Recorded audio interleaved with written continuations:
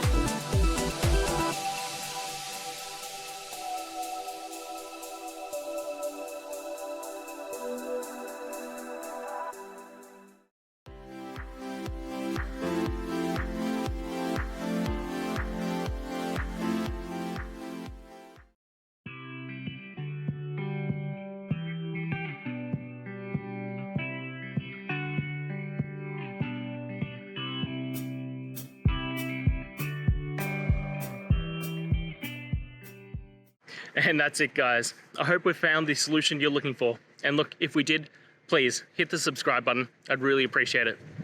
And until the next time you need technical help, I hope you have a good one.